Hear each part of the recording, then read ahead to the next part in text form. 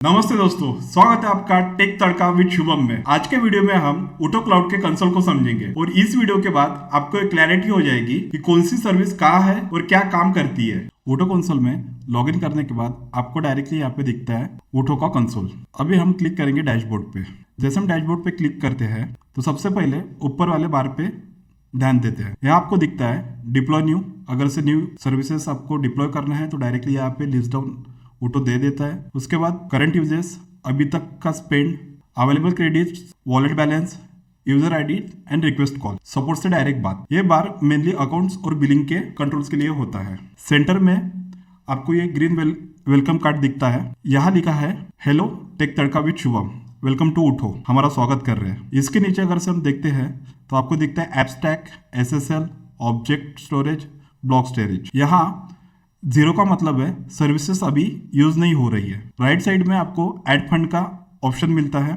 Payment gateway यहाँ razor पे है। अवेलेबल क्रेडिट क्लियरली दिख रहा है जिससे बिलिंग ट्रांसपेरेंट रहती है। सिंपली आप यहाँ पे एक अमाउंट डालोगे, जितना भी अमाउंट आपको चाहिए, उसके बाद ऐड फंड करोगे। उसके बाद आपको ये मल्टीपल ऑप्शंस दे देता है पेमेंट के लिए, जैसा कि फोन पे, गूगल पे, सब यहाँ पे ऊठो आपको दे देता है। इस साइड में रिसेंट एक्टिविटी सेक्शन है। यहाँ आप देख सकते हो क्लाउड सर्वर क्रिएट हुआ, डिलीट हुआ, फायरवॉल का रूल ऐड हुआ, कौन से आईपी से क्या चेंज हुआ। अगर कभी डाउट हो, रिसेंट एक्टिविटी आपका ऑडिट ट्रेल होता है। अभी आते हैं लेफ्ट साइड में। सबसे इंपॉर्टेंट क्लाउड इंस्टेंस।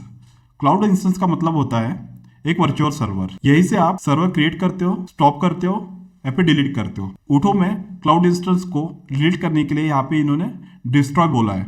जैसे कि मैं आपको क्विक ओवरव्यू दूं तो क्लाउड इंस्टेंस पर अगर से हम क्लिक करते हैं तो डायरेक्टली यहाँ पे डिप्लॉय नाउ, और जैसा हम AWS में रीजन सिलेक्ट करते हैं सेम यहाँ पे हमको डेटा सेंटर लोकेशन सिलेक्ट करना होता है। तो इसका मैं एक वीडियो चैनल पे अपलोड करने वाला हूँ कि कैसे इंस्टेंस क्रिएट करना है और उसमें Nginx कैसे इंस्टॉल करना है। तो ज़्यादा डीप हम अभी जाने वाले नहीं है। क्लाउड इंस्टेंस AWS यूजर के लिए EC2 जैसा है। Next, cloud migration. इसका यूज तब होता है जब आप अपनी एग्जिस्टिंग एप्लीकेशन ऊठो पे शिफ्ट करना चाहते हो। जैसा ऊठो यहाँ पे आपको बता रहा है, simplify cloud migration from any cloud to ऊठो, AWS, GCP, Azure और ऑन प्रीमाइसेस सेटअप। बिगिनर्स के लिए ऑप्शनल है। यहाँ है क्यूबरनेटिज। ये कंटेनर बेस्ड एप्लीकेशंस के लिए होता है। अगर आप डॉकर और DevOps सीख रहे हो तब ये सर्विसेज काम आती है। Next, auto scaling. इसका मतलब ट्रैफिक बढ़ने पर सर्वर ऑटोमेटिकली स्केल हो सकता है, मैन्युअली टेंशन कम हो जाता है।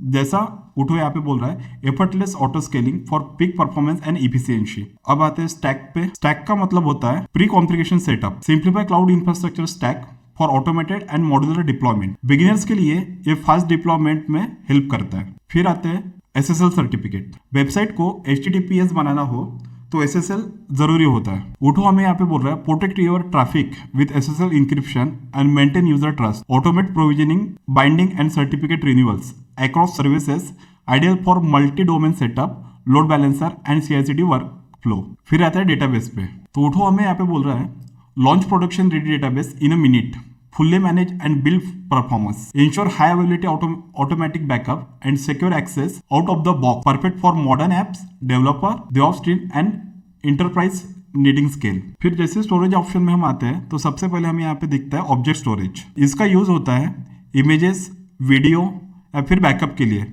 जैसा आप AWS में S3 बोलते हैं, यहाँ ऑब्जेक्ट स्टोरेज बोलते हैं। नेक्स्ट है इलास्टिक ब्लॉक स्टोरेज। ये सर्वर के साथ अटैच होती है बिल्कुल हार्ड डिस्क की तरह।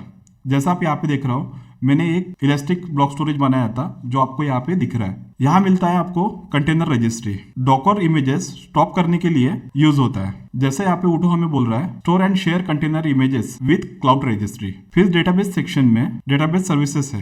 ये मैनेज डेटाबेस के लिए होती है। AWS यूजर इसे RDS के नाम से भी जानते हैं। फिर जैसे ही हम नेटवर्किंग में आते हैं तो जैसा AWS में WAF वेब एप्लीकेशन फायरवॉल, वैसे सेम ऊठो में यहाँ पे वेब एप्लीकेशन फायरवॉल दिया है। Powerful web application firewall to shield your apps from online threat. उसके बाद monitoring, load balancer, target group. Target group आप AWS में देखा ही होगा। जैसे कोई इंस्टेंस को आप टारगेट ग्रुप में डालते हो और लोड बैलेंसर से अटैच करते हो तो लोड बैलेंसर अपना काम दिखाना शुरू करता है, जैसे कि ट्रैफिक डिस्ट्रीब्यूट करता है। वैसे ही सेम यहाँ पे सिक्योरिटी ग्रुप, अगर से आपको सिक्योरिटी ग्रुप क्रिएट करना है तो सिंपली यहाँ पे क्रिएट न्यू सिक्योरिटी ग्रुप में जाके अपना नाम देके डिप्लॉय सिक्योरिटी ग्रुप। बाद में इमेजेस में स्नैपशॉट, बैकअप, ISO, जैसे हम किसी स्टोरेज, ब्लॉक स्टोरेज का स्नैपशॉट लेते हैं तो सेम वो यहाँ पे आपको दिखाई देगा। और ISO में जैसा हम AWS में AMI क्रिएट करते थे, सेम यहाँ पे ISO दिया है। बाद में अकाउंट सेक्शंस में आपको IAM यूजर जैसा हम AWS में क्रिएट करते थे